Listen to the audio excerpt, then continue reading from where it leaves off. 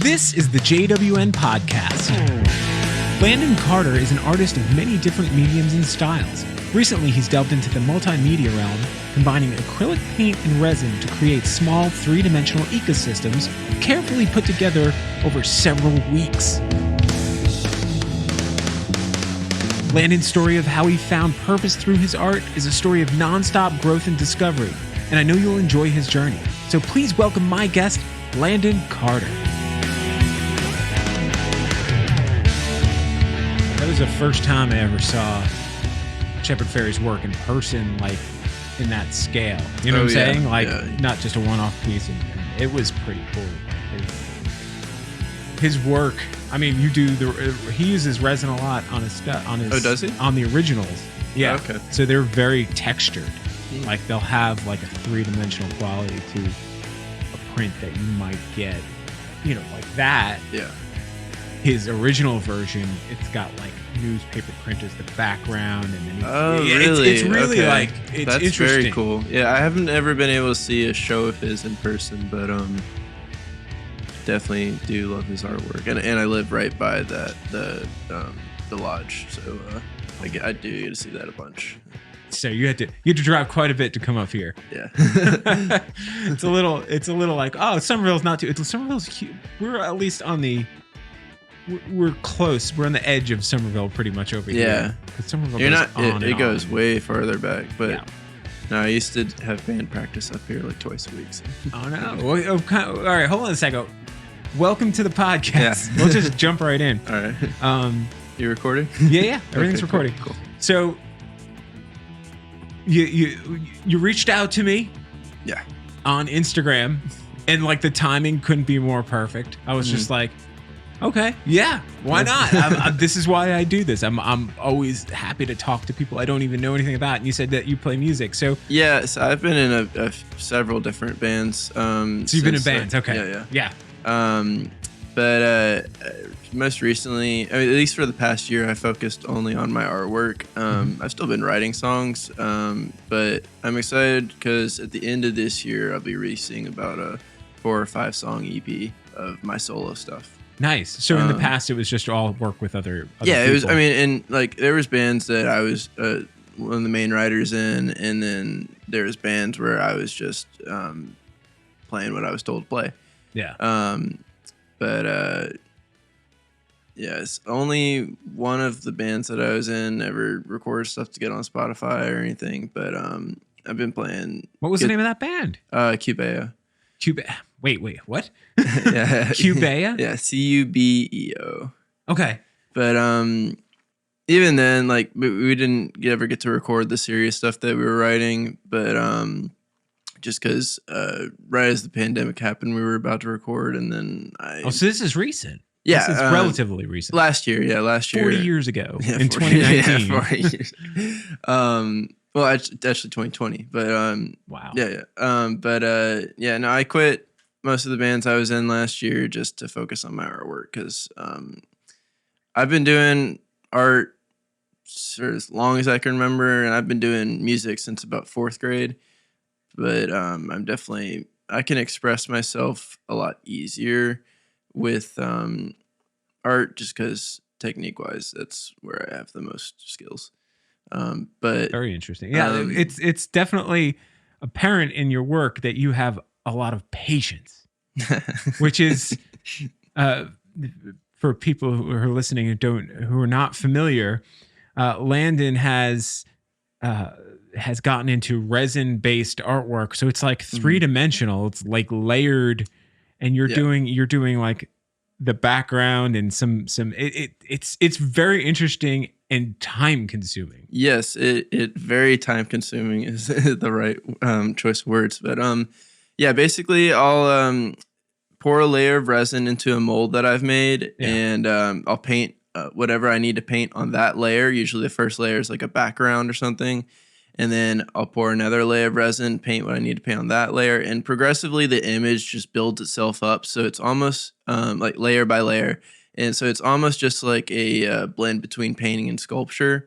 But in between each layer of resin I pour, I have to wait minimum of 8 hours before I can start painting on the next layer. So Definitely a time consuming process, but I like it because it allows me to work in collections and series and work on like 10 different paintings at a time because Right.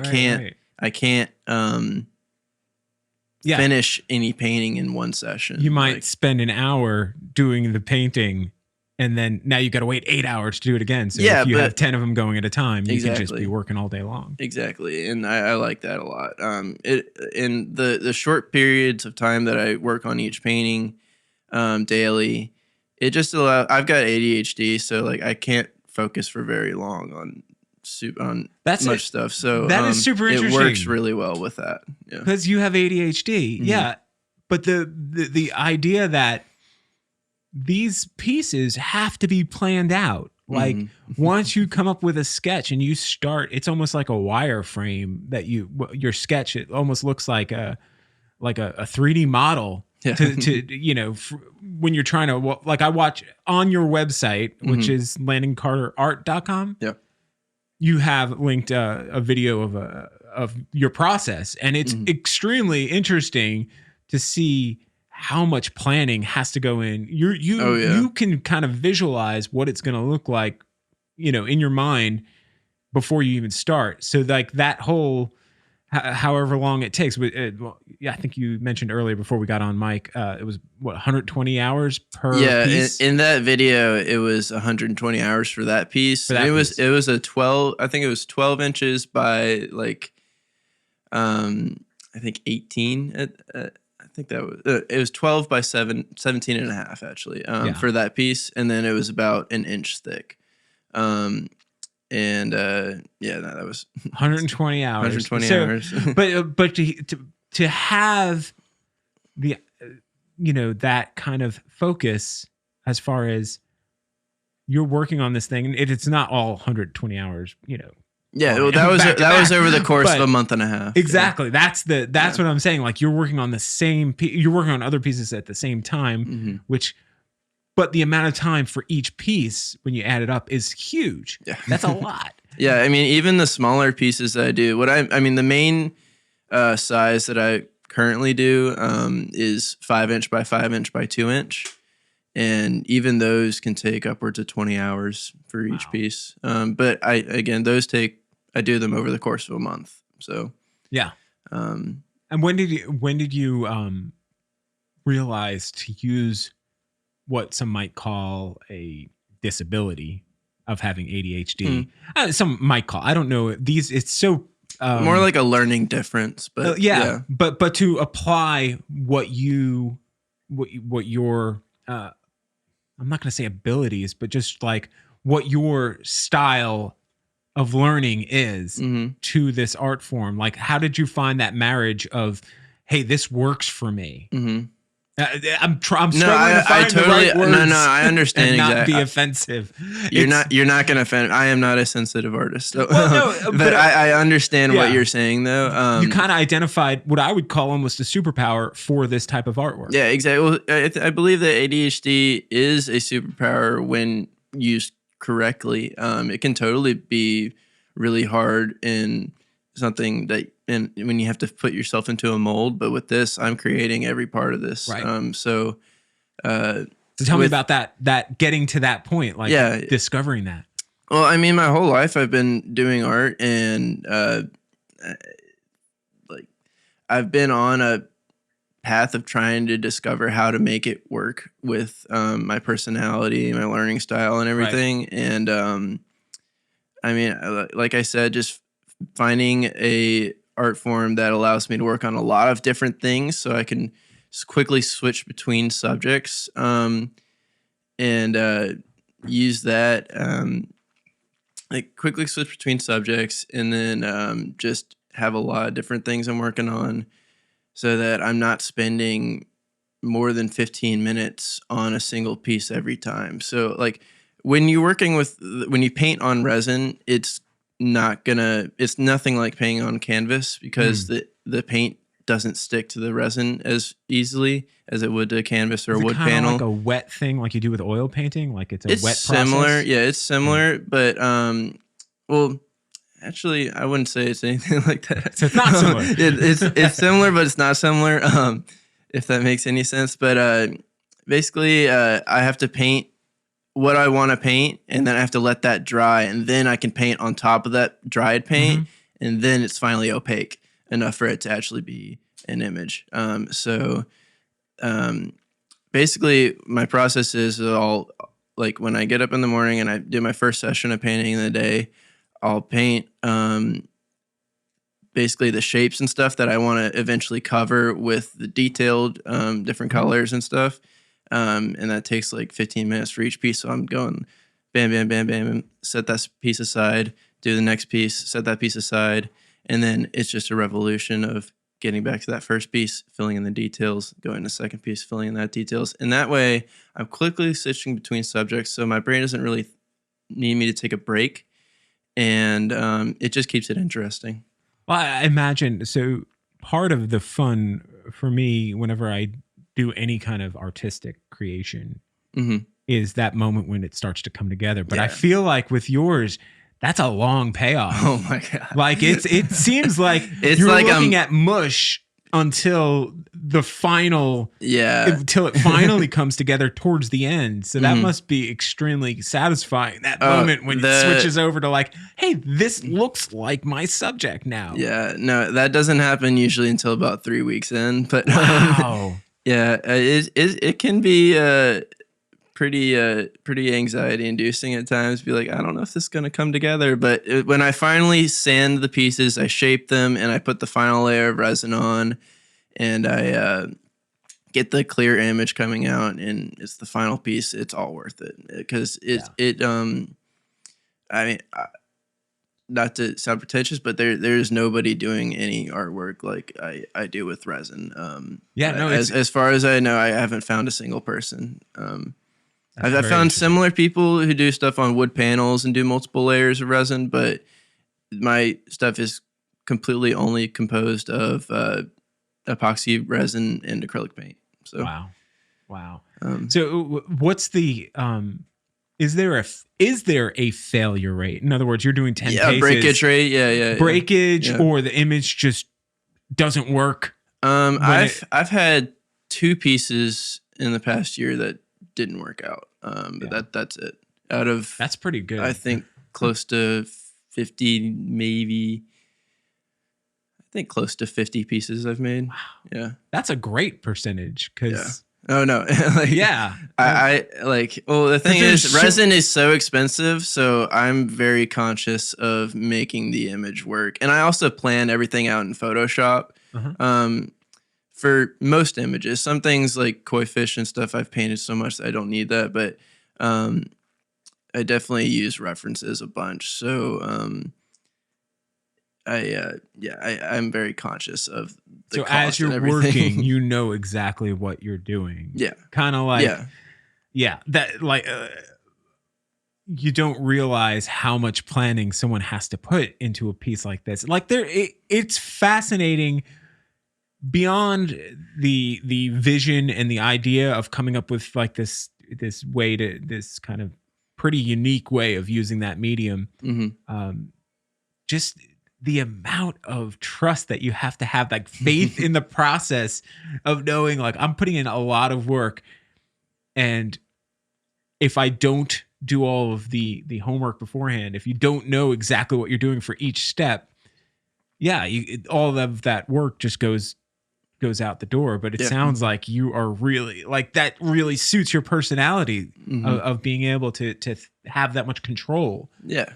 Are there other parts of your life where you wish you had that level of control? I'm really not. I mean, I have a lot of control in my art, but I'm not somebody who seeks to control everything that happens to them. I mean, obviously, I make my own decisions and I control my own destiny for the most part, but the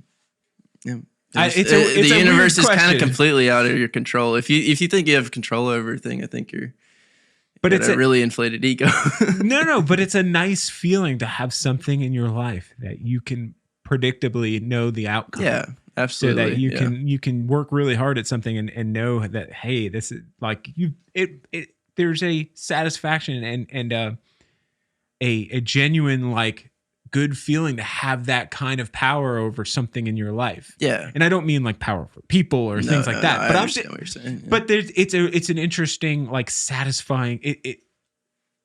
It's something that, you know, if you didn't have art in your life, like where would you be able to have that control? You know, are you going to be like the person at the coffee shop who makes the cool designs? Like that's a cool skill to have. Cool. But you know, this is a whole lot more representative of who you are and what you want to show people. Yeah, I mean, like, if I didn't have art as a way to express myself, I really don't know where I would be. I mean, I love playing music and stuff like that, but I even then I don't have nearly the amount of control over like I know that I can recreate most nearly any image that I want. Mm-hmm. And I cannot say the same with, you know, finding a chord progression within a song or something like that. So let's get a little into your backstory then. Okay. So you grew up here in Charleston? I was born here, and then I moved to Tampa, Florida when I was 5, and then I came back here when I was 18. So what brought you back? If you can believe it, I actually started school at the Citadel. Really? Yeah. That's awesome. And I did that for 3 years, and then I was just completely done with it by the end of it. My second semester of sophomore year, I actually studied in Barcelona. And when I went to there, it was kind of a whole rediscovery of all of my creative passions, because it was one of the first times in my life I'd actually been encouraged to go after them. Because, I mean, I had so much freedom compared to when I was at the Citadel. And I was just like, all right, well, I've got it available. Why not just try a bunch of stuff? What was the major at the Citadel? Sorry to interrupt. Psychology. Psychology. Okay. Yeah. That makes a little bit more sense. Because I'm like, what could you add? What does the Citadel have to offer for an artist? It's nothing. It's not what comes to mind. It's a military school. I mean, I guess the Citadel has pain and suffering to offer to an artist. I guess on the music side, they probably have a marching band of some sort for their football or something along those lines. But no, the Citadel did not offer anything positive to that. But Spain absolutely did, though. And my neighbor was this amazing guitar player he taught me a lot, and we would write songs together and go and perform them at open mics in local Barcelona bars. And oh no, so you were in Barcelona? Yeah. It was really amazing. And then I picked up a paintbrush and canvas for the first time in like 5 years at that point, and really just got back into that. Got back into drawing, and I can't live without it. And when I came back, I did my junior year, and that whole time I was trying to bring back music, and they did not like that at the Citadel. And they tried to take away my instruments from my room, told me I couldn't have my...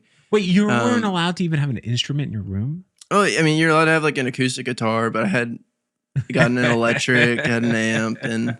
but at least with that, you could I had a big on, and I did do that, but I had a big graphic design tablet that I was using to because at that point I was really getting into digital artwork, stuff like animation, and I just loved the movement of that stuff, so I was trying to get into that, and it just didn't work. And after my junior year that summer, I was just done, and I took a lot of talking to both my parents and also myself just to make that decision to leave. But I'm really, really glad I did. It's amazing that you got to figure it out before it was completely like, 3 years is still a long time. Oh, my entire family was like, just finish your senior year and it'll be over. And I'm like,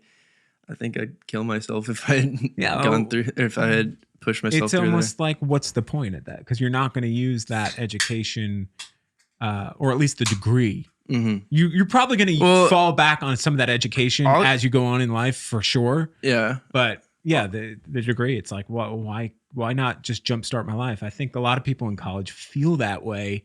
They get to a certain point and they're like, wait a second, I don't.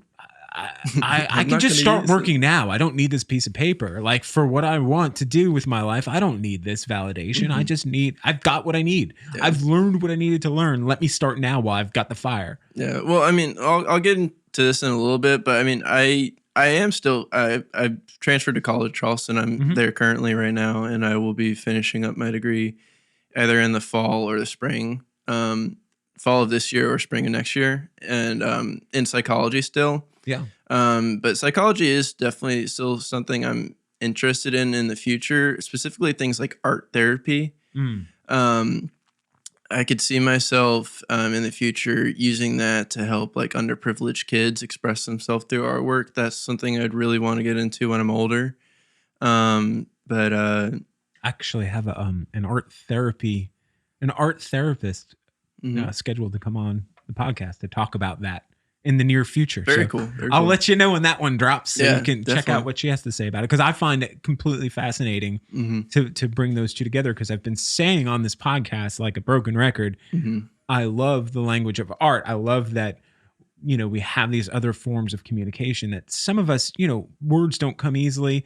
Language is not it's just a very black and white version of communication. You know what I'm saying? It's so, even though we're on a podcast right now, we're using language to talk about this stuff.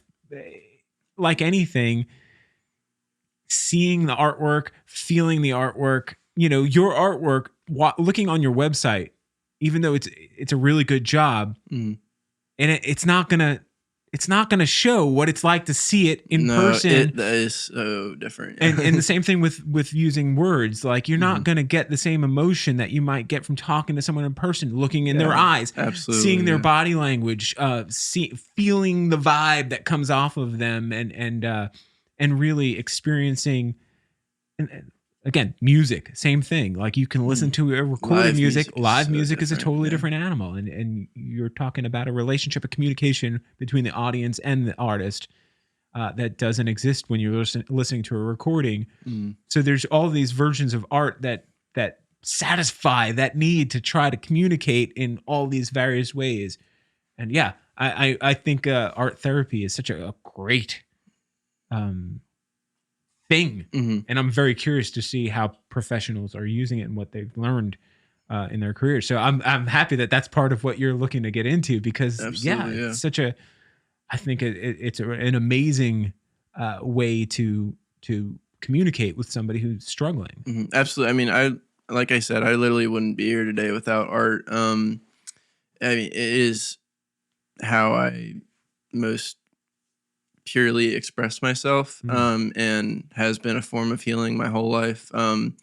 I think I originally got into artwork because my mom actually passed away from cancer when I was 2 years old. Oh my! And after that, I mean, it was 2 years old, so I have no memory of it. Right. But growing up since then, I just had this wanting to control the environments around me that I couldn't control. And I think that, well, I started by drawing. And so I think I started drawing the environments I wanted to be in, the relationships I wanted to have around me, and, just crazy imaginary things to be in worlds that I wanted to be in. And so expressing myself through that way, especially when I was younger, it was an intense form of healing that I want to give back to the world. I mean, I think that's the best thing that you can do with any talent is give back with it. So I think that makes the conversation we had just a little while ago about the control thing and creating your own environment of what you would like it to be. I can relate in a certain fashion, because growing up in a broken family, it's traumatic in different ways to different kids. Like the way I grew up, I had a brother and totally different types of people. Like the way we both accepted our reality of what was going on and the way we dealt with it and how that and what that did to us as two different humans in the same exact scenario. It's very traumatic. Yeah. And finding, and that's, I think, a big difference between my brother and I is I always had art in my pocket. It's something I was always interested in some fashion, and also in music as well. Whereas he didn't have it. He had his own outlets. He was into skateboarding and things like that. But other than that, but that's a very limiting thing, because you get injured and now you're taking off. You know what I'm saying? Like, I was all it a takes is one very injury. big skateboarder, actually, for like 10 years when I was younger. And it's a creative outlet. It's a creative outlet, but as soon as you get injured, it's over. Exactly. Once your back stops, I think he got diagnosed with scoliosis, and it was downhill from there. Yeah.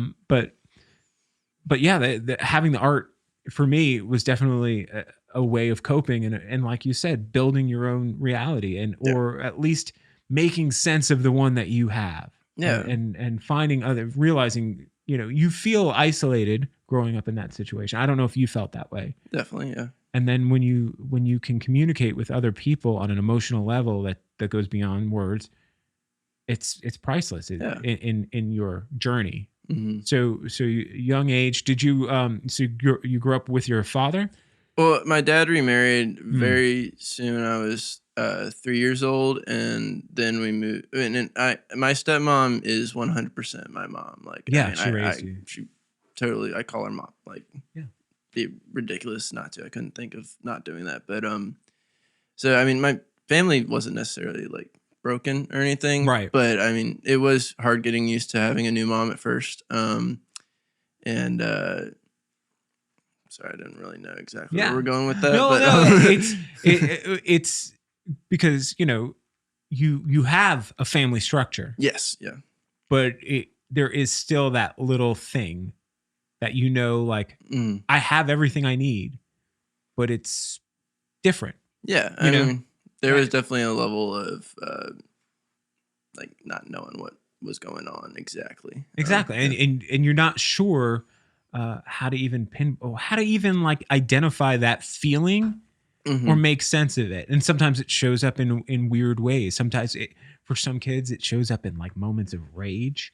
I had those. Yeah. Some kids, and you're embarrassed to talk about it because you don't know how to explain, like, hey, why did you do that strange, destructive act out of nowhere? And you as a kid, you're like, well, because I feel this pain of loss of something I've never really had in the first place in my own mind, and I don't know how to deal with that. No, you wouldn't know to say that.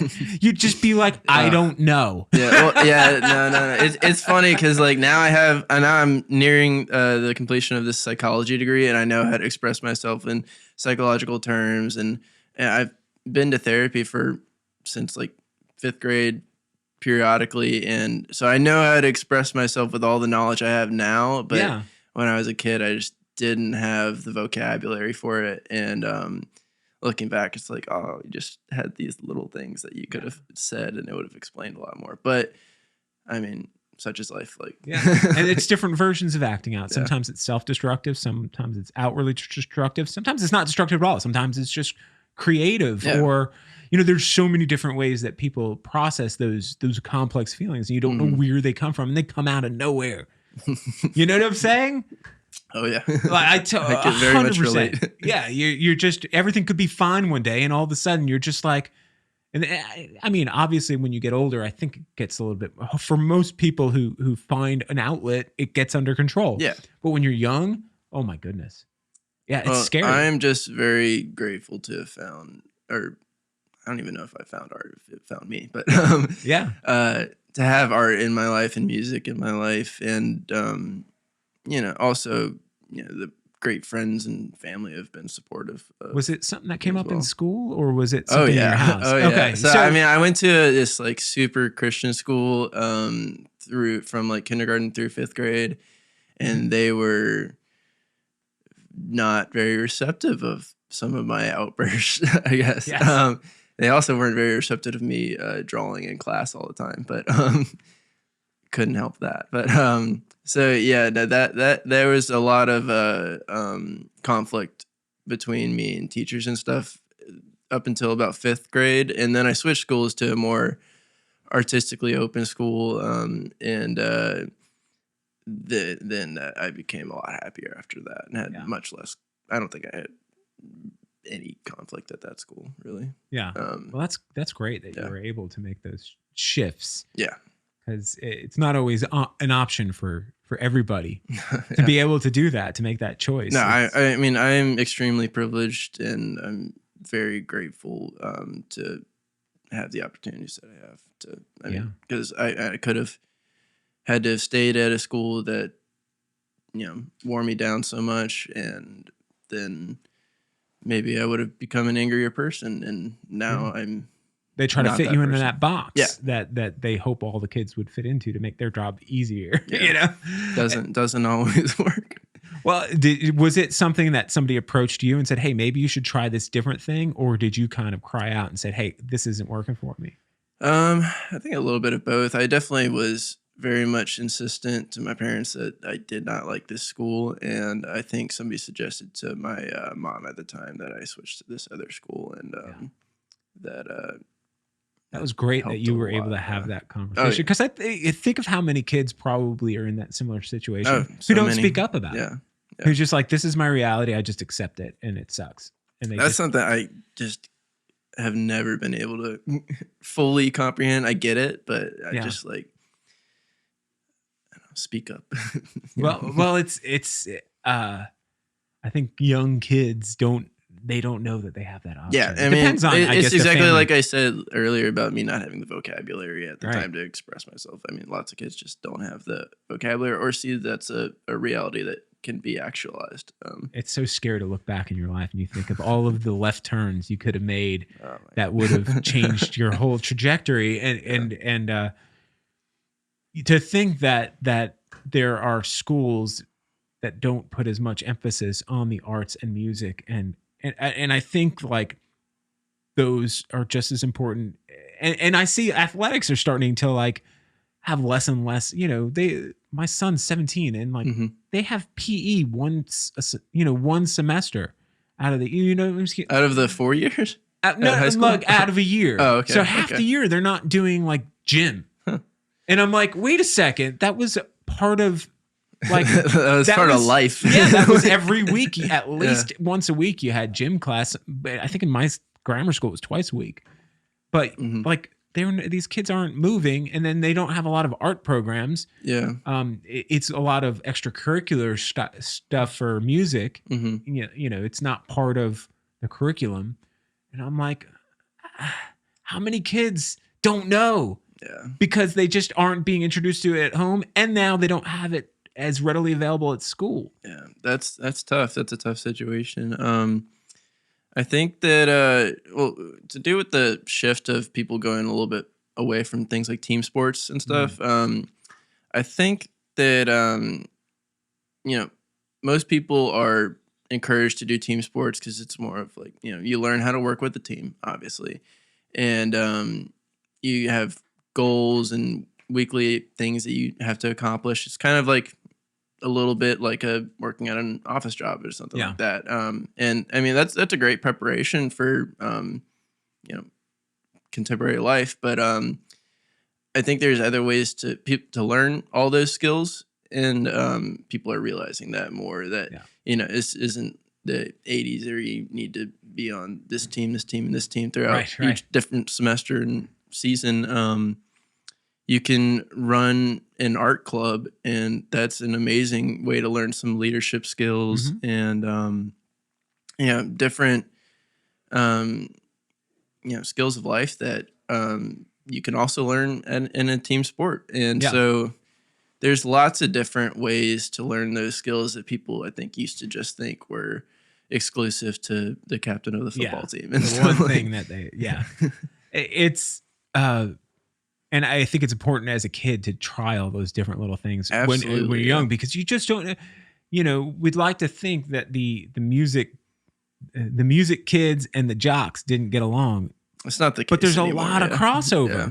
I mean, there's a lot of kids who are into basketball that are also amazing painters, or, you know what I'm saying? Or someone who's really into music who likes to play football as well, or watch football. Like let's get rid of the stereotypes.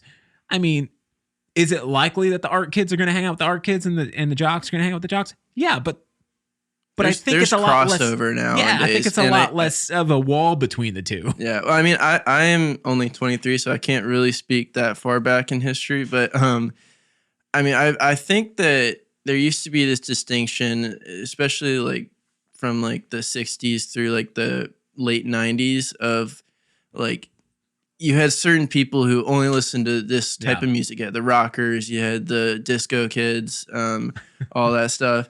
And they didn't cross over because it was almost like NFL teams in terms of like rivalry between different genres of music, styles of art. I think especially styles of art. Art movements had definitely huge rivalries. But you know, it's that's not really the case anymore. Especially like, I mean, with music and stuff, you can see genres just cross over even in between songs. And bands will go from starting an album in like more of an indie rock, then end up country, and then end up almost like a Midwest emo by the end of the album. And it's still just one band. Right. And so I think there's a huge variety and crossover nowadays that you didn't used to see, which I love. And I think that exposing kids to the abundance of everything, and just getting them to try out whatever they want to try out and just letting them fail if they fail. Yeah.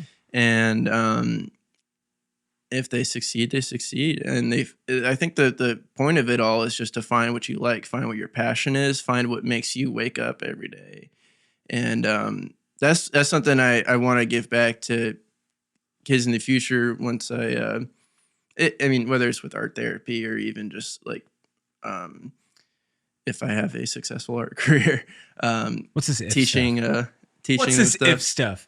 Yeah, if, maybe not if, when, but yeah, I just want to encourage kids to find their passions early as they can. Yeah, and don't get trapped by it either. Yeah, that too. Yeah, because I mean, like you said, you just as long as you remember, art was with you as something that you were interested in and participated in.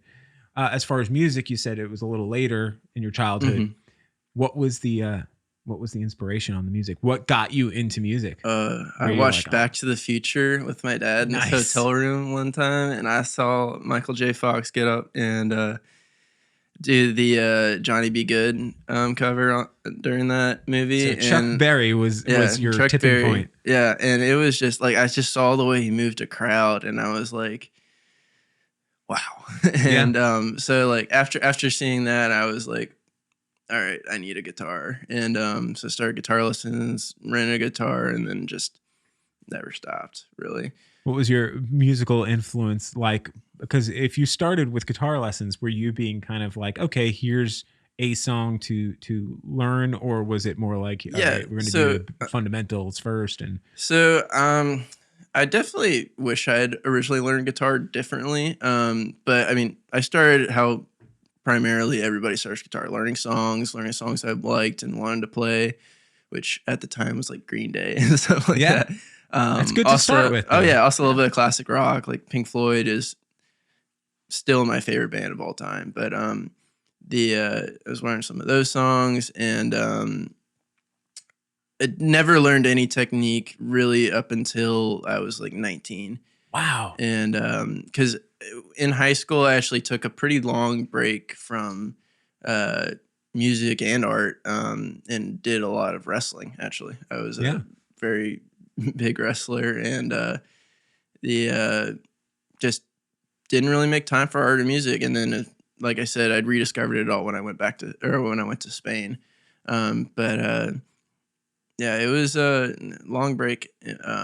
But yeah, so you let the world kind of you explored. Yeah, absolutely. You got into all sorts of different things to find ways to connect with people and satisfy whatever, that was pretty interesting though, that you came back to it in Spain. Like you're like, oh, well, I know how to play guitar. Hold on a second. Yeah. Well, I mean, actually, I had gotten a little bit back into guitar before then. But I remember when like one of the turning points of that was I did my first open mic when I was 19, right like literally the week before I went off to Spain, and I did it with some friends, and I'd finally gotten to the point where I was able to like jam with some people and actually play along with the drummer. And after that, it was just like, all right, it's over. I want to do this. I want to perform live. And you got the bug. Yeah, I got the bug. So a lot of the music you were playing was more kind of alt country-ish type of stuff. What was definitely the way genre? more rock, way more rock for sure. But I love every single genre, and I mean, I play and write anything from folk country to what I primarily do on electric now is what's called math rock, and lots of like tapping and using both hands, which is something I really love. Wow. You play so you've gotten into progressive music. Yes, now at this I point. love so you're all into Yes and Rush. I was listening to Close to the Edge on the way up here actually. So did you ever hear Rush was actually my first concert. Did you ever hear a band called Guided by Voices? I have not. All right. They're an indie rock band. Okay. But in the last couple of years, their music has gotten definitely into more progressive style, classic rock style music. Mm-hmm. They even have a song on one of their 3 records that they released last year. 3 records in a year? Oh my God. Yes. They did 3 in 2019. They did 3 in 2020. They have a new one coming out in April. Busy. Oh gosh. Yeah, they're insane. But there's a song on one of the records from last year called Math Rock, which is just it's a little tongue in cheek, but it's definitely got some odd time signatures. Yeah, on purpose. And I mean, one of the lines in the song is designed to drive Doug crazy, which Doug is the lead guitar player who does not like it. And so that's hilarious. Yeah, so they're a fun band, but it's funny to see like a band take elements of progressive rock. Mm-hmm. And put it into like an indie rock type format, because it exists. There's plenty of indie rock bands that go into that. Mm-hmm. Was it Slint? There's another one that was popular back in the 90s. Okay, but anyway, that's pretty cool. No, so you got into the math rock. Yeah, well, I mean, like I said, progressive music has always been pretty influential. Shellac. There's a band that you need to check out. Shellac. Like the name. Shellac is actually a bunch of famous producers of rock and roll producers. Steve Albini. Oh, cool. And who is it? Is it Bob Weston? I think is also in it, and one other guy I can't remember off the top of my head. But yeah, it's completely like nerdy rock and roll, like super nerdy, like crazy time signatures, lots of and it's just guitar, bass, drums, but it's just a trio. Yeah, very cool. Yeah, very cool. And it's awesome, but it's not for everybody. Like if you know what it is when you're listening to it, you're like, okay, I get this. That's the funny part. Is I'll be like talking to a girl or something, and they'll be like, "So do you like progressive rock?" They're like, "What's that?" Oh yeah. So I think I teased Rush forever because I saw Rush years ago, back when I lived in New York, and I was like, "Wow, this is such a sausage fest. There is not a woman in this damn stadium." This is there's no lady. Yeah, I've been to 2 Rush concerts, and yeah, I could probably count on my hand the amount of women I saw. Yeah, there's something oddly male about that. It is very weird how, well, I guess it's kind of easy to explain, but it's weird how there's primarily 40-year-old men at those concerts. But I mean, I still love the music, and I think that they make some really beautiful songs. Oh yeah. I'm not going to deny any of that. Yeah. But I did always wonder, like, how is it that there's genres of music that definitely cater towards that, a certain type of person, not even that confined to say just men, but it really feels that way. It feels like dude rock, but not like, I don't know. I don't know exactly, but I think there's actually been some change in that recently, though. I've seen a lot of really amazing women musicians making some progressive music. bands like Covet, with this guitarist Vet Young. She is probably one of the best guitarists in like existence right now. There's this band called Hikes, led by this woman. I forgot her name, but it's a math rock band, and she makes some of like the most unique sounds. She does a lot of stuff with harmonics, and so there's some really amazing progressive women artists coming out, and I think that's been a change in just the recent and drive towards empowering women to do whatever they want. And, women. The Grammys that just were on, I think earlier this week, in the best rock group. Was it? It was all women. Oh, really? It was all females. I don't really watch the Grammys. So no, I don't. I was just interested because I'm a big fan of Phoebe Bridgers, and she was nominated for 4. Nice. So I wasn't watching it. I was just kind of like keeping tabs on Twitter whenever they would announce something, and I was like, oh, she didn't win that one. Nope, she's not going to win that one. Oh. But it doesn't matter because her competition was like Fiona Apple and Fiona Apple is cool though. She is like that's the one who sounds kind of like Amy Winehouse, right? Her latest album's very like world music-y, kind of like drum heavy. Hard to explain. Almost it's a very organic sounding but rhythmic, like funky almost. It's very hard to explain with words.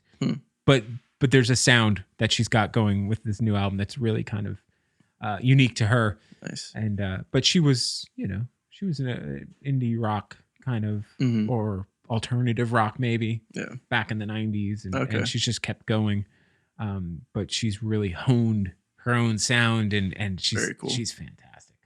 Nice. But that album that she got, she won 4. Oh wow! No, she didn't win 4. I mean, she won it. Okay. I thought you said she the won album 4 that Grammys. she won the Grammy for is it's undeniable. You're like, yeah, of course. It's really that good. Very cool. But so you got into music at a young age. You found some bands and stuff that you're into, and when you got back into it, kind of morphed a little into the progressive thing. Yeah, well, I mean, it was funny because like when I first started getting back into guitar when I was like 18, 19, I just learned a bunch of Jack Johnson songs, which is not what I play now, right? At all. And it's just been interesting seeing the progression because I mean, originally I only had an acoustic guitar, and so I was not necessarily bound to that genre, but definitely was. It made sense. Yeah, it made sense to play more Jack Johnson-y stuff, but definitely love the bar chords and hand strength I learned from that. But then as time went on, I came back after I left the Citadel. I went to College of Charleston after a semester, and I found they had some jazz classes offered to non-music major students, and so I took advantage of that and started taking some lessons from the jazz guitar instructor over there, and was in a guitar ensemble class, and that made me practice like 4 hours a day for like a year, and then I really learned a lot during those, and was able to meet a bunch of very musical people. That's and awesome. All the people in the jazz department at COC, and they were extremely influential in not only my music taste but just playing. And, did you get a chance to see that new movie Soul yet? That movie is incredible, dude. I watched it 2 nights when it came out. The first night it came out, I watched it, and the next night I watched it again. Nice. And I was equally as moved by it. No, I've listened to the album on Spotify. It's great. And seen the movie as well. And that movie I absolutely love it. It was really beautiful. It's weird because they used like John Baptiste to do the motion capture for the lead character that Jamie Foxx is voicing. But meanwhile, the piano playing and like the fingers are actually John Baptiste, which I was like, what an amazing time we live in where they could just have all of these various artists of different practices come together for this beautifully like made movie. It's just, it might have been my favorite movie from last year. It's hard, like I loved Tenet, but I'm like, I have to see that. I have to see I'm that. like, I think Soul was just a better story, better movie, as Yeah. far as like, and just a better collaboration of different types of art. Yeah, that was an amazing movie. Sorry, I didn't really. When you started talking about the jazz thing, I'm like, I think younger people are starting to really get into jazz. They are, yeah, they definitely are. In a different way. The people I'm surrounded with. Well, no, but it's not the first time I've heard this before, especially with some of your age getting into that now. Like when I was your age, I was like, get the hell out of here. You know what I'm saying? Like it didn't. Well, I mean, wasn't introduced in a cool way. Like 4 years ago, I probably would have been like, what the hell is this? But I've definitely grown an appreciation for that style of music. It's there's something really beautiful about it. Especially like it's not just guitar driven music or even just like synth driven music, like most popular music today. And just every element of it just adds up to be amazing. I wonder though, with like EDM stuff, to me feels like very similar to jazz, except the way that the EDM musicians produce music and create music couldn't be further. You know what I'm saying? Well, like it's a very not different. Every time. Not every time. Yeah, there's some really, really musically talented EDM artists, and some in town actually. This guy named Thomas Kenny is has his he produces electronic music under the name Okuo. He makes some incredibly like diverse sounding EDM electronic music, and there's other more popular artists on a nationwide, worldwide scale that classically trained pianists making extremely talented EDM music, and that's really cool. Well, what I'm saying, I'm not saying it as like one's better than the other. It's just a whole, No, they're just different. Yeah. With EDM, a lot of times it's just one person who gets to play like an orchestra of music through whatever tools they're using, drum machines, computers, synths, whatever.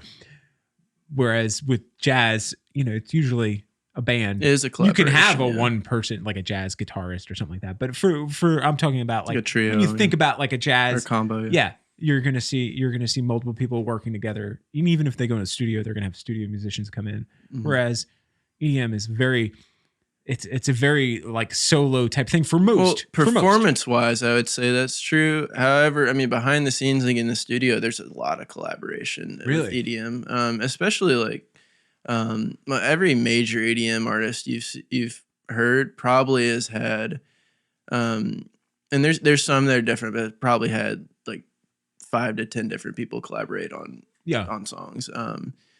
But does that start right off the bat, or is that once they get a little bit of experience and notoriety? Oh, definitely experience and notoriety. First, you're on your own. Yeah, primarily. I would imagine and I think that's the way a little bit with most music, though. I mean, like when you're first learning how to produce EDM music, you're on YouTube or maybe taking a lesson with somebody, and you got to learn those skills on your own. You got to practice guitar. You got to learn your scales on your own, and so I think that's a similarity between the two types of composition. It'd be interesting to see like EDM jazz though. Like there's EDM, totally that. Yeah. Is there like somebody who will create? You got to like search rhythm? deep. But because there's that free flowing part that happens with jazz when you see jazz live. I always prefer to experience jazz live because there's that danger in the moment when they're all playing and kind of improvising.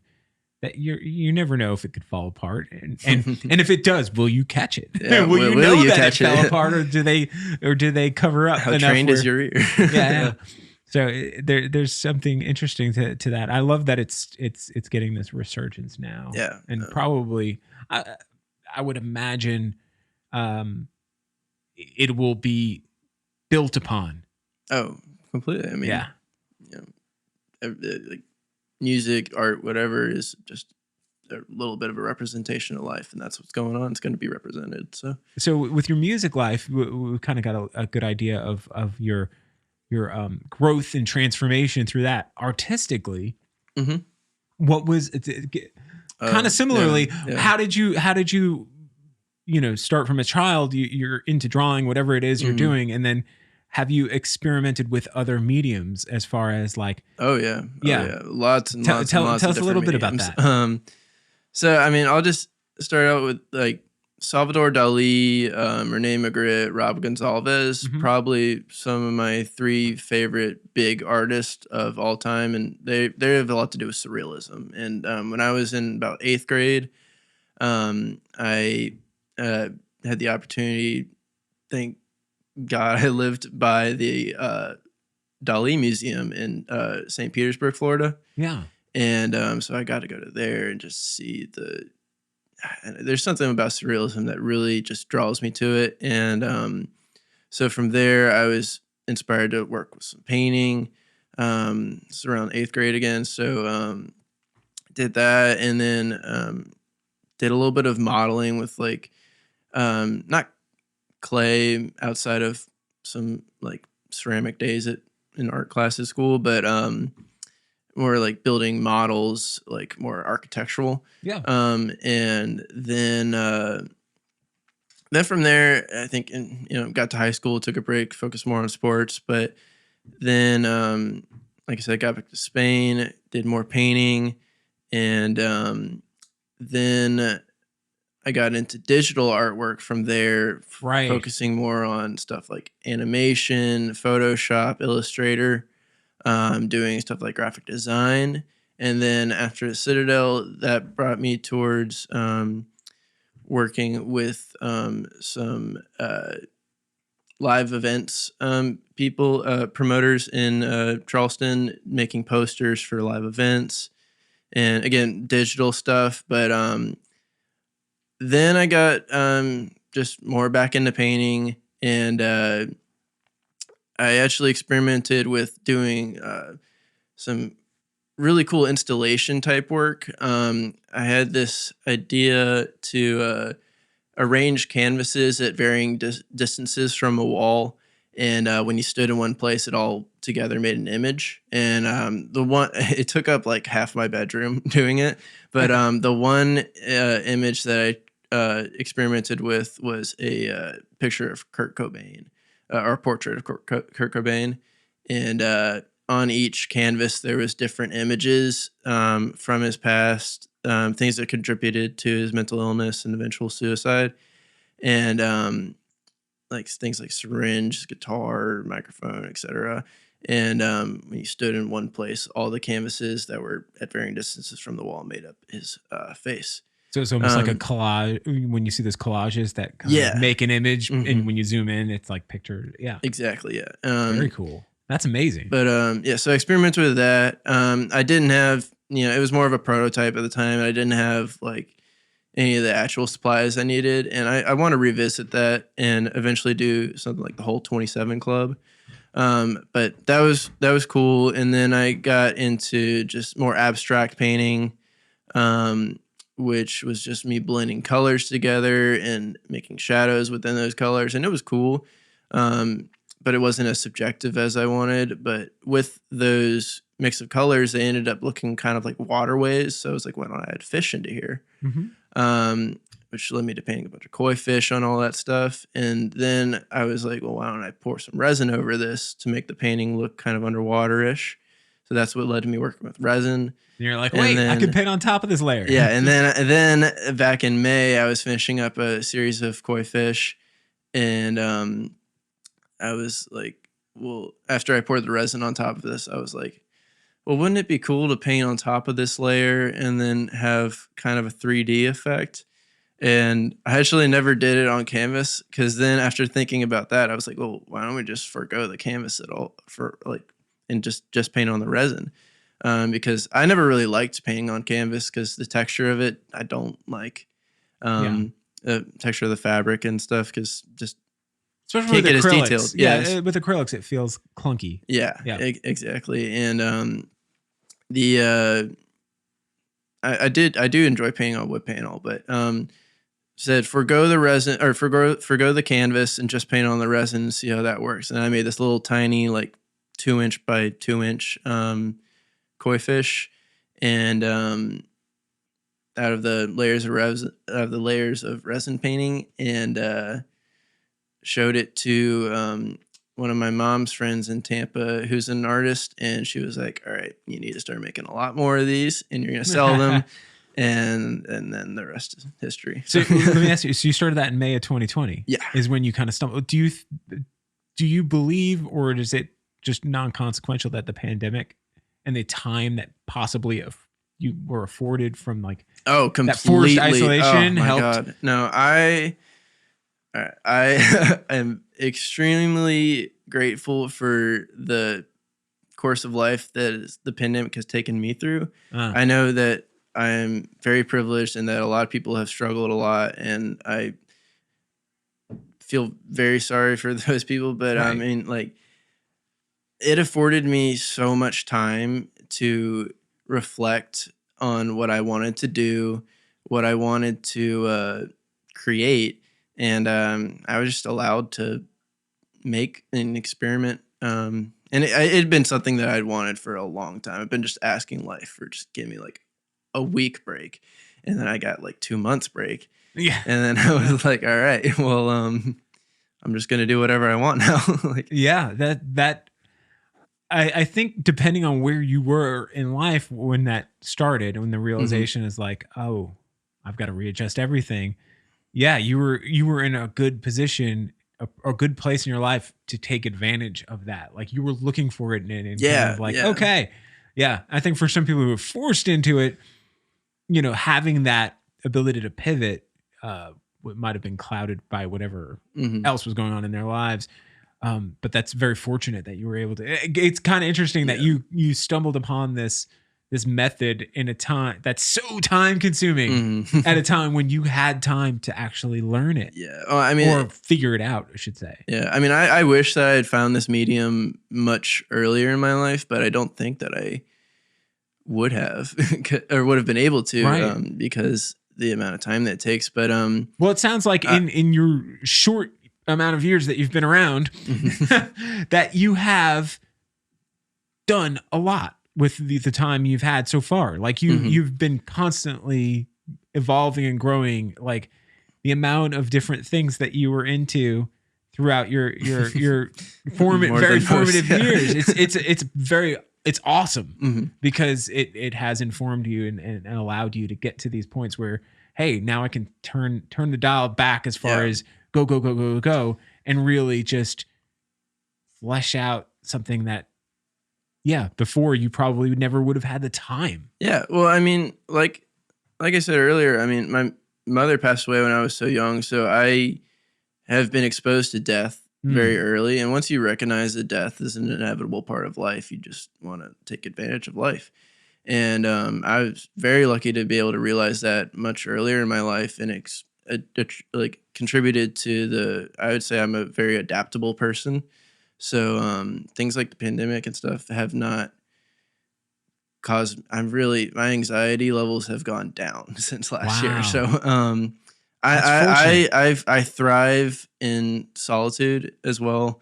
And I think that everybody should try and, I think the most personal growth happens in solitude. And so I think that people should be trying to not expose themselves to solitude, but go just take a little time for yourself as much as you can. And so that's definitely, like I said, the being exposed to death so early in my life makes me want to live more. So you sound like the type of guy who maybe isn't staring at your phone all day long. No, I still stare at my phone. You do? Sometimes. Okay. Yeah, I wonder. That's impossible. I personally have a love-hate relationship with having, a supercomputer in your pocket at all times. Because I don't like the distractions. I don't like the notifications. Like I turn notifications off on pretty much everything. And I try to make it well known to people like, hey, if you email me or text me, I might not respond in a very quick fashion. Because if I'm doing something like now, I'm sitting here talking to you, I'm not going to be looking at my phone and worrying about the notifications, because all they're going to do is take me out of the moment I'm sharing with you. Yeah, absolutely. Yeah. No,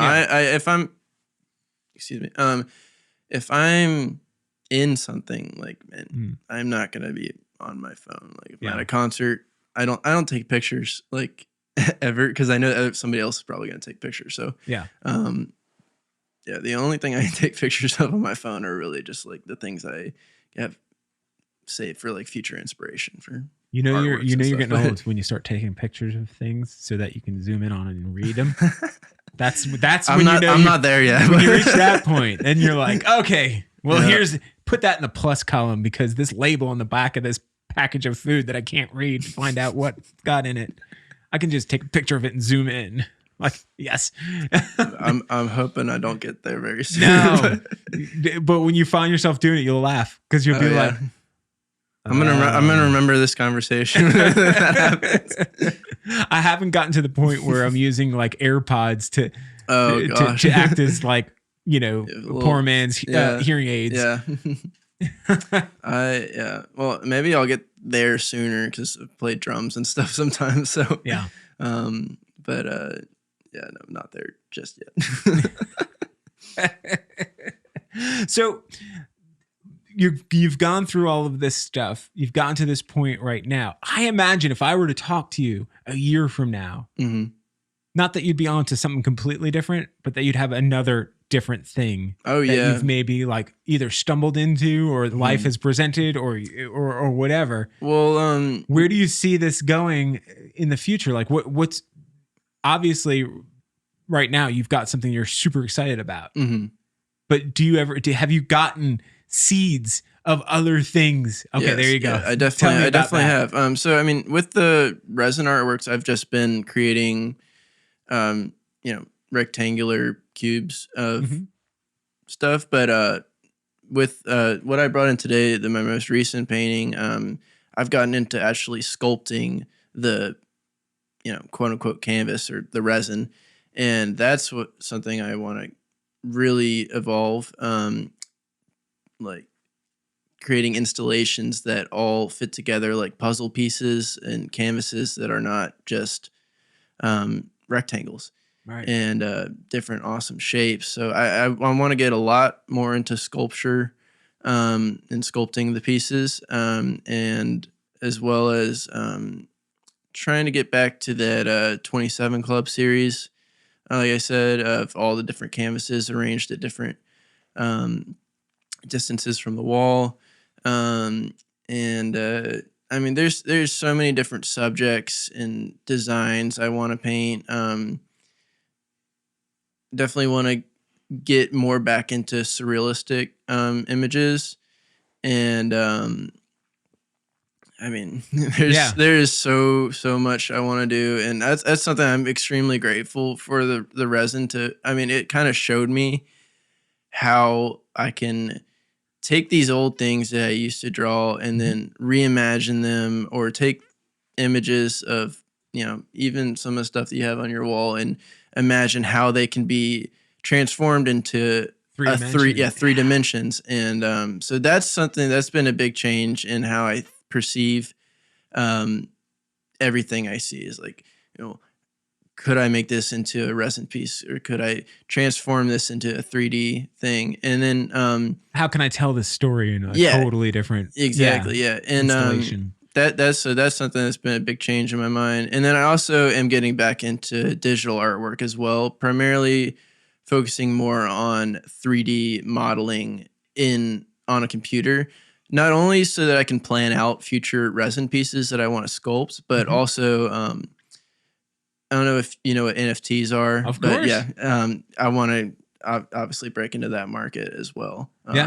It's interesting to see some of the traditional style artists that are going, because a lot of artists have been using like an iPad and Procreate to sketch out their work. And now it's like, wait, my sketch can now become the work. Exactly. Yeah. And I think that's really, really cool. I also really like NFTs because it's returning things like royalties, not only to visual artists, but also musicians who release them. I think, I don't know if you know Kings of Leon, they're releasing an NFT album. I think it's on sale for like 2 weeks. And that they're getting money off of a record, which bands don't get anymore, or maybe not until now get anymore, because not a significant amount. Everybody that's why your concert tickets for these big bands are like $300, because that's where they make their money now. Spotify and Apple Music come up, and they don't make any money off of their actual pennies compared to what they used to make. But 5 million views for like $5,000. the one of the more interesting ideas with NFTs for non-fungible token art is the resale commissions. Yeah, the royalties. Yeah. So if you sell a piece today for say $10,000, and you get whatever profit you take off of that. But that person who buys it tomorrow sells it for $20,000. Well, depending on what you defined in the NFT when you created it, your commission could be 10-20%. Yeah, and you set that too. It's not like it's not like your art dealer or gallery setting that you. Yeah, you could say, "Hey, I'm worth 20% of all future sales," or you could say, "Like, you know what? Maybe I'll just take 5% because if this is going to sell for a lot of money, I don't want people to not buy it thinking that like a huge chunk of it has to."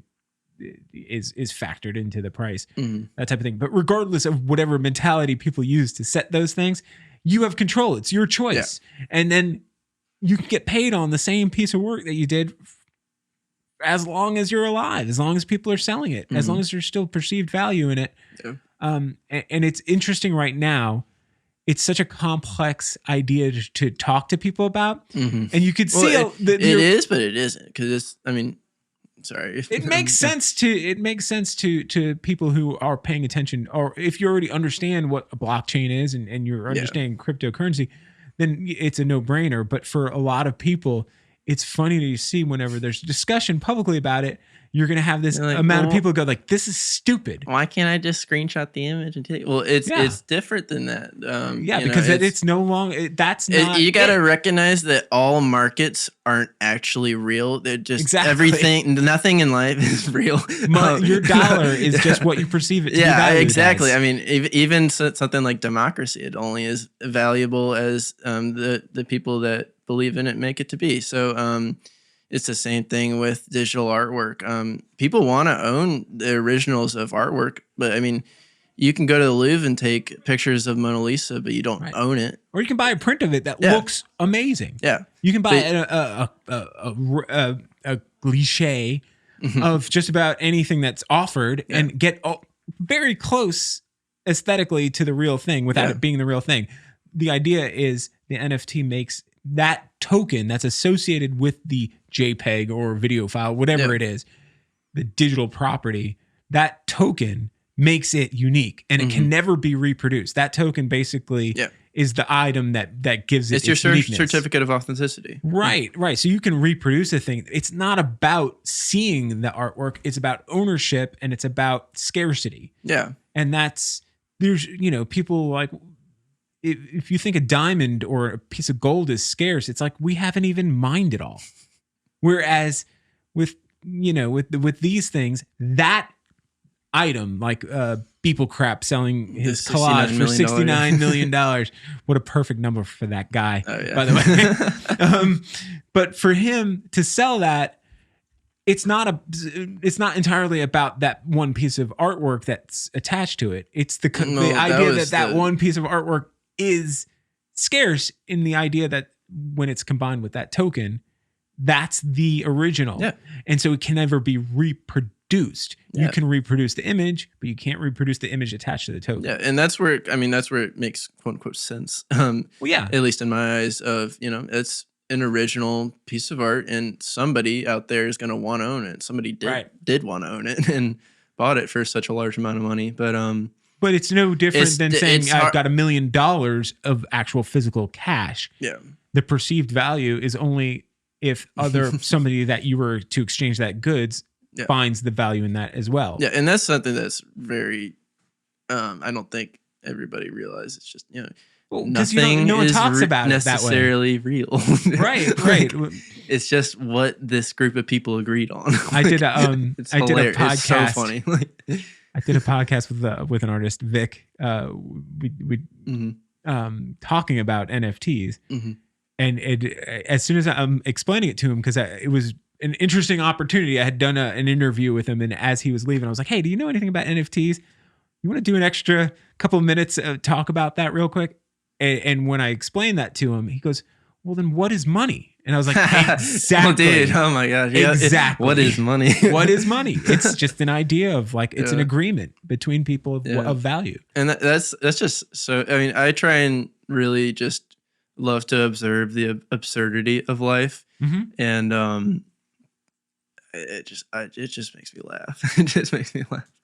Yeah, because well, the pandemic did shine a light on all of us as to what's essential and what is worth what, you know. And it's hard to not look at like the people that were considered frontline workers and making the least amount of money. Yeah. And like, wait a second, these are the people that we depend upon in our life. Why is there this disparity between what we compensate them for providing these services that we all need? It really shines a light on that. And so these systems of this is going to sound almost like libertarian in its in the viewpoint, and that's hopefully not my intention. But when you break down the existing systems of money and value, and you replace it with something that's decentralized, that's not in anyone's control, it kind of evens the playing field. Yeah, for people. I think that's a big like something. A comparison I read the other day was that, you know, this NFT stuff is like 1997 internet, and you know, that's so exciting because it's a pretty. Well, I mean, obviously, there's people who are extremely influential, but people crap and the guy who made Nyan Cat and stuff like that. But I mean, it's pretty open right now, and the market is kind of a big bubble getting ready to pop. And as soon as it pops, then we'll see like the real market actually create itself. And that's going to be very interesting. I think hope the technology, I can get in around that time. Well, no, I think the technology, you know, that's based on, I don't want to get too heady, and it's based on the Ethereum right now. And it's extremely inefficient. So the amount of power, electricity it takes to generate one of the tokens is pretty high. It is high. But I've seen some like higher level artists, this guy named Vex on Instagram, VEXX. He's somebody who's making all of his NFT drops carbon negative, actually. So planting trees or however he goes about it. So that's something I've seen in some higher level artists to kind of combat that. But you are correct. Ethereum blockchain is extremely inefficient power-wise. However, there's plans. There are plans to reduce it by like 99%. Right. Now Bitcoin is way worse, but Bitcoin, you say it's worse, but because it's a difference between an NFT token and an actual Bitcoin. Yeah. Because there's not a limit to the amount of NFT tokens that can be generated, where Bitcoin can only be 22 million ever mined. But the difference with Bitcoin right now is I can send an immense amount of money through the Bitcoin network for pennies. Yeah. Whereas the gas fees for sending Ethereum is so high. It's so ridiculous. Like, I tried to put $50 in a wallet, and by the time I was done, it was like $40. Like, that's a huge amount. Like, and it's just because depending on the time of day, you're the what they call gas price, the prices, the just fees to move the stuff throughout. So I feel like they've got to figure that out. They got to figure out the technology to make it a little less expensive. I mean, and like I said, though, it's 1997 internet. Like, it'll figure itself out. Moore's law will assist in that as well as things get a little bit more I think Moore's law might have transitioned from like power to efficiency as far as getting work done and with less power. So hopefully that will help work it out as well. But I think the future is in that. I mean, if we can put a man on the moon in the 1960s, I think we could figure it out. No, but I feel like that's where a lot of things are going to go. And it's interesting to see the with like people, his representation for it was Christie's, the auction house. Like, so here's this traditional player, and it's hard not to deny, like, I don't think he would have gotten that amount of money if they weren't involved. Like, just having their name attached to this. I mean, and the buyer as well probably wouldn't have been attracted to it. I forget the name of the buyer, but Christie's helped out a lot. Okay, yeah, it really, because I mean the amount of money that certain artists were getting was already impressive for pieces, but to put that threw it to the next level. Yeah, that was just like, oh, okay, this is legitimized real. it Yeah, really quickly. Yeah. Like, I mean, it's very interesting. I mean, the talk of NFTs has been, I mean, maybe it started like becoming every single thing you see on Instagram, social media, etc. Really started popping up like late January, maybe. Yeah, and late last year, a lot of the exchanges were starting to gain, but nobody understood what was going on. No, and now it's like every single website has a tutorial about how to understand NFTs or whatever. And now the information's crazy. out there. It's crazy. It's just been like a month and bam, everybody's talking about it. When I recorded that podcast I was just talking to you about, I had searched NFT in my podcast app, and I found one podcast that was specific to NFTs. And they were basically interviewing like artists that were putting out stuff. Yeah. So it was but I couldn't find anything else on it. Like as far as in the podcast space. And now if you search it, I'm sure it's like millions. I mean, even on Clubhouse, people are just like there's probably like 1,000 different ones going on. Do you think Clubhouse is going to survive? I mean, I don't really use it that much, but I got invited, I downloaded it, I turned it on, and I was like, cool concept. I ain't got time for this. And that was a very interesting thing. Yeah, I think it is a really cool idea. It's almost like live. It's almost like just live talk show radio. But you can bring the audience in. Yeah. I think it's a really cool concept. I love the idea of it, but I also it's realized just very different from every other media, like Spotify, etc. And there's like there's a community potential of to survive people. for sure. Yeah, but there's like how like if you get into say Reddit or something like that, you kind of have to learn how people a little use bit. It. Yeah, you have to learn like bit, you have to kind of get an idea of what the group think is for any community. You know what I'm saying? With Clubhouse, I sensed that immediately. Like I'd go into a room, and I'm like, okay, there is a protocol here, and I don't know what it is, and it's going to take time to sit here and participate to learn that. I was like, I ain't got time for that. Yeah, no, it is definitely a little bit of a learning curve because like when I first got it, I was like, what the hell is this? Like, it's interesting. The concept is fantastic. Yeah, it's just gonna be. Probably just gonna take time. I mean, but now Twitter's already kind of beta testing a version of it, and then Instagram kind of changed their. Well, that's what happens. I mean, like every night, like TikTok happened, and then now there's Reels on Instagram. I'm sure there's stuff on Twitter and Facebook as well. And and Snapchat too. I mean, like there's does anyone even use Snapchat anymore? People use Snapchat. Are they still using it? I have no idea. I skipped Snapchat. Oh, you skipped it? I skipped it. Like it came up. I knew what it was. I was aware of it. And then as soon as it got very popular, you had stories and everything. Yeah. So it's like, okay, here's the same idea just implemented by these other companies. And I hate that they do that. But at the same time, I was what are they going to lazy. not? I mean, they're going to not do it and just get left behind, or are they going to do it and then keep a small amount of their at least some of their users? So nobody goes on Flickr. That is Flickr. I mean, Flickr was Instagram before Instagram. Yeah, Flickr. I haven't been on Flickr since like 9th grade. Flickr might have been the OG like social media network. Yeah, and without trying, they didn't mean to be. But the fact, but once they allowed groups and comments, and then people were able to group together, and then all of a sudden you had exactly what you have in like a Facebook or Instagram, except it was all image based. But there's still people communicating and talking and finding other artwork and using hashtags well before Facebook even existed. Crazy. It's pretty crazy, but that's interesting. They're still around. Yeah, no, it's still great service, but it never expanded. It never grew. Yeah, it's been stuck in the same format for its entire existence, for the most part. Very interesting. Yeah, yeah. Whereas Facebook and Instagram have completely gobbled up the competition everywhere they go. Yeah, or we should just call it Facebook. It's all the same. Yeah, it's owned by it's all one company.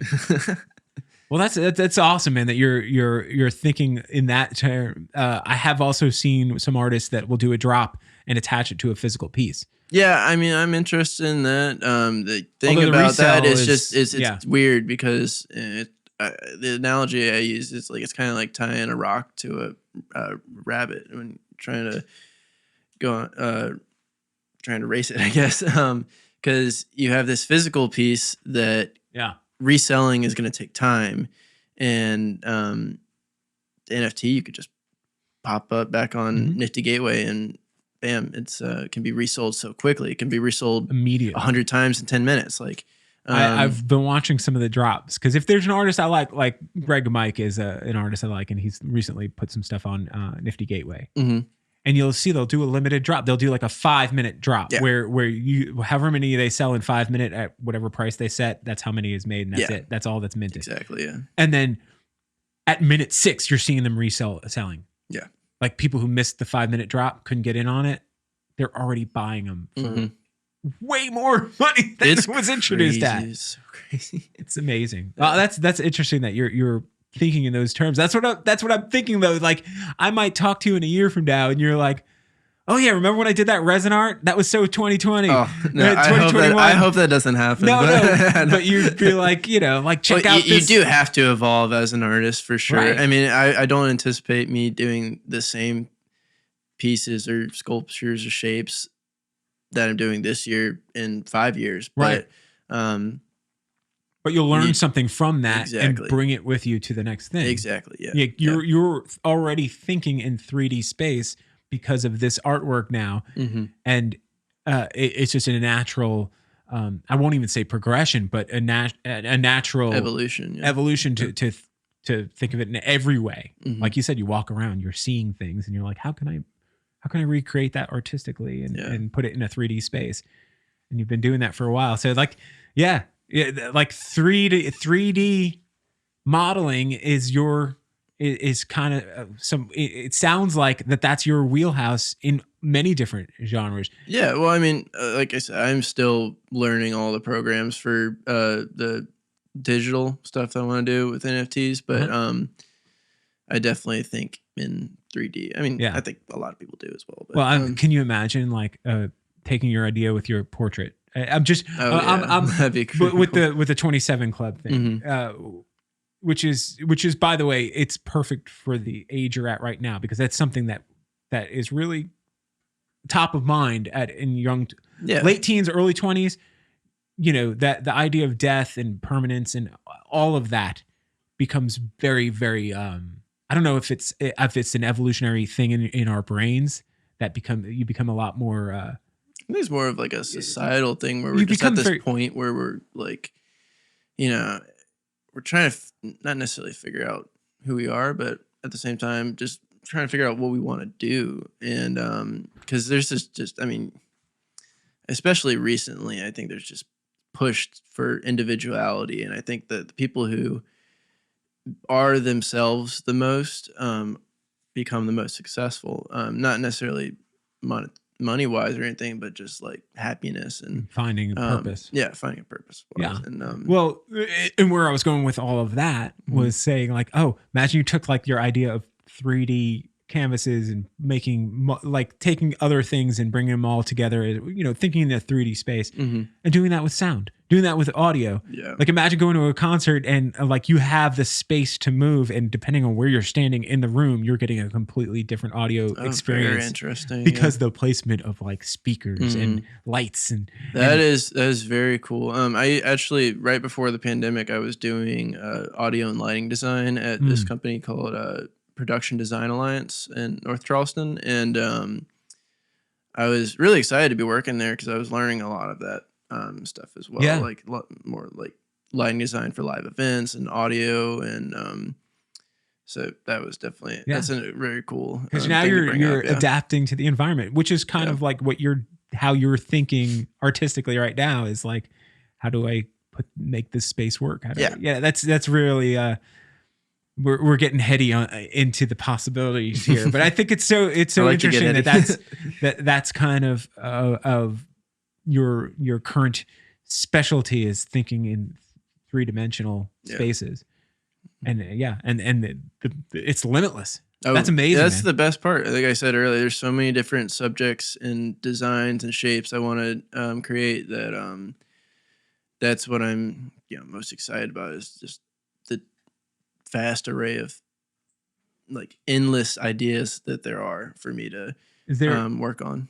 is there a an emotion or a feeling or a something using the medium and all of your exploratory artistic um tendencies to just find different ways to create and make things. Hmm. uh what do you what kind of emotion or feeling or message, so to speak, it doesn't have to be as tangible as the idea of a message, but hopefully you understand what I'm saying.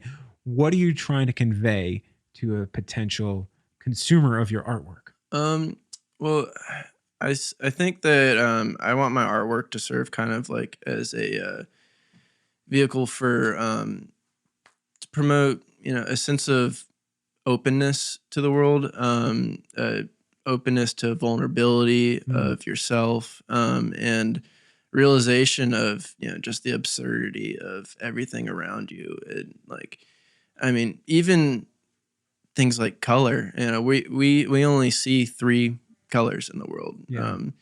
and I think that that alone is something that is just so crazy because there's different. I mean, a snake can see the UV, the ultraviolet light around you. It can see the thermal light around you.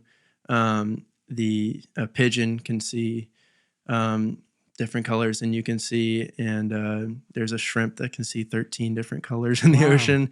And so I think that there's just something that I wanted that one of the things I want to bring with people that view my artwork is just the absurdity of life and how that can be beautiful, funny, hilarious, and I don't know. I think that's something that I wish that more people could see.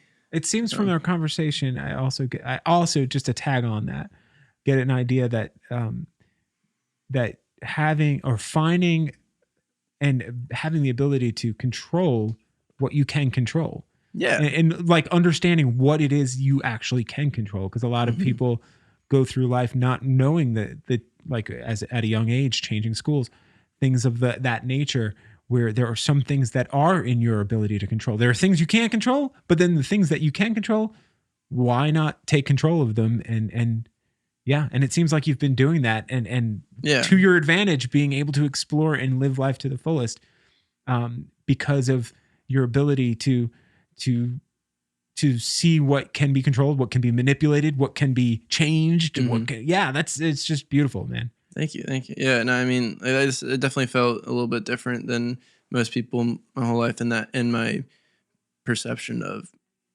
reality, quote unquote. Yeah, but that take control thing, it doesn't have to be like a captain of industry type of No. like Yeah. conqueror. We're not talking about like an Elon Musk or Steve Jobs. Hmm. We're just talking about in your daily life, like recognizing the things that are working for you or not working for you, and making things that you can change, Yeah. changing them to work for you. Yeah. I mean, and it's also not like I don't fall back sometimes onto like getting angry at traffic or something like Oh that. yeah. But definitely, you gotta. A lot of things are out of your control. Sometimes the only thing you can control is your breath. Oh yeah. And I think that's just have to recognize that. That's amazing, dude. Yeah. All right. So how do people find you? Okay. I've got an Instagram, Landon Carter Art. I've got a website, landoncarterart.com.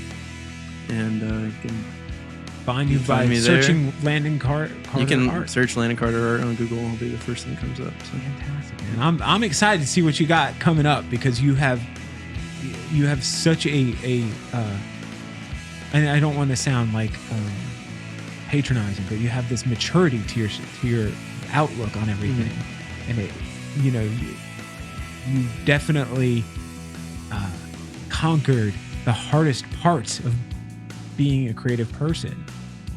And that's the internal struggle. And Yeah. for now, it seems like your limits are basically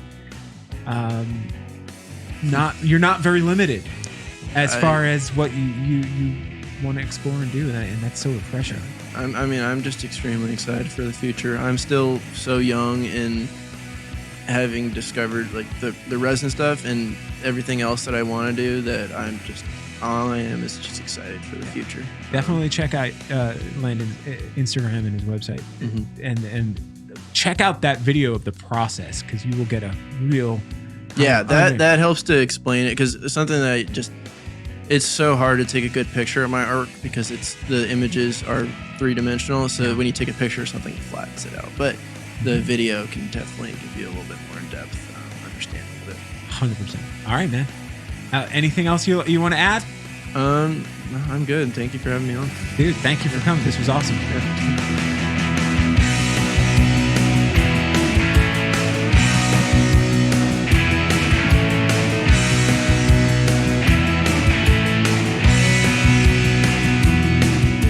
Before you get going, don't forget to subscribe to the show if you haven't already.